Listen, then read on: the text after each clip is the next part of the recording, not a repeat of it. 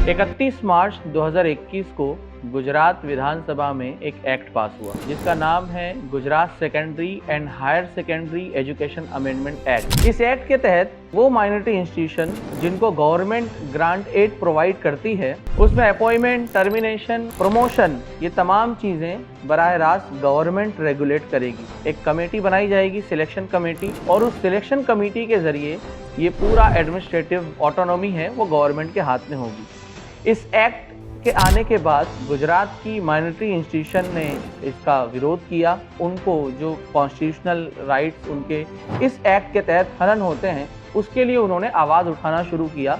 उन्हीं minority organisations और institution के रिप्रेजेंटेटिव में से एक रिप्रेजेंटेटिव है FEMI, federation of Muslim education institution के कन्वीनर डॉक्टर इफ्तिखार मलिक साहब आज हमारे बीच मौजूद हैं।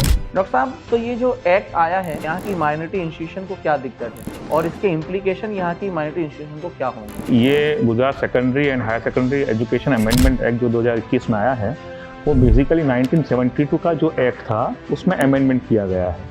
उस एक्ट के तहत गुजरात के जितने भी माइनॉरिटी इंस्टीट्यूशंस थे, वो चाहे लिंग्विस्टिक माइनॉरिटी हो या रिलीजियस माइनॉरिटी हो, उनको ये ऑटोनॉमी हासिल थी कि वो अपने हिसाब से स्कूलों को चला सकें, उसमें अपनी आइडेंटिटी के हिसाब से, मतलब रिलीजियस एंड कल्चरल आइडेंटिटी के हिसाब से उसमें एजुकेशन इम्पार्ट कर सके। और जैसे कि आप जानते हैं कि एजुकेशन इम्पार्ट करने का जो टूल है असल वो टीचर होते हैं असल में। तो उसमें प्रिंसिपल हैं, टीचर्स हैं, उनके सिलेक्शन, उनके अपॉइंटमेंट, उनको मॉनिटर करना, उनको सही तरीके से काम करे इसलिए पूरी फ्रेमवर्क तैयार करना, ये सारी ऑटोनॉमी उनको हासिल की असल में। अब जब ये एक्ट अमेंडमेंट होकर आया है असल में, तो उस अमेंडमेंट की वजह से ये सारी जो ऑटोनॉमी थी माइनॉरिटी इंस्टीट्यूशंस की, वो ऑटोनॉमी में कहीं ना कहीं वायोलेशन हुआ है। अब वायोलेशन हुआ है तो फिर जिन लोगों ने पिछले 50, 60, 70, 80 साल से अपना सोशल रिसोर्सेज लगाए हैं, हर कम्युनिटी अपना रिसोर्स लगाती है।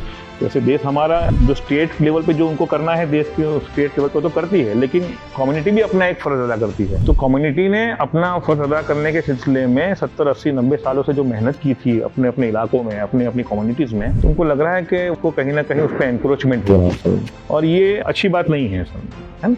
और ये अच्छी बात नहीं है तो इस सिलसिले में हमें ये फील हुआ कि ये जो माइनॉरिटी इंस्टीट्यूशंस हैं उनको ये हक हासिल है कि इसको चैलेंज करें। हमने भी इसको चैलेंज किया फेमी के बैनर के तहत। अब आप जानते हैं कि FEMI basically federation of Muslim education institution के नाम से पिछले 10-11 साल से हिंदुस्तान में काम कर रहा है और गुजरात में भी उसका एक चैप्टर हमने बनाने की कोशिश भी की। और फिर जब जरूरत पड़ी तो हमने इसके बैनर के तहत जो स्कूल्स हमारे साथ में आने को तैयार थे उनको लेके हमने भी हाई कोर्ट में पिटीशन किया उसमें। और ये पिटीशन ऐसा नहीं कि सिर्फ हमने किया है, आप जैसा आप जानते हैं कि 375 से भी ज़्यादा स्कूलों ने इसके सिलसिले में पिटीशन दाखिल की है हाई कोर्ट में।